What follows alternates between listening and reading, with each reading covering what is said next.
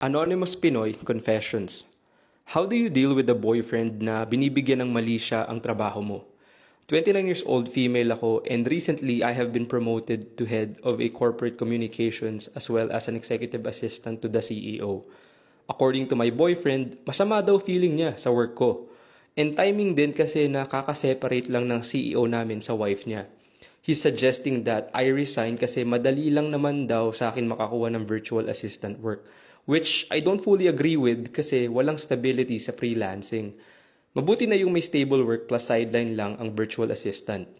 The way I see it, sa dugyot kong ito, hindi naman ako papatulan ng CEO namin. Diyos ko, dating pageant girl ex-wife nun. We're a startup company and I believe I'm the youngest kasi in our small group kaya trusted niya na gawin akong executive assistant. I don't know if my boyfriend is speaking from a place of insecurity kasi even before, parang natitrigger siya with the thought of me interacting with guys.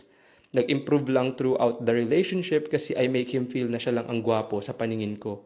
Pero now, hindi siya mapakali sa current work ko. I love him pero ayoko kasi ng ganitong klase ng negativity.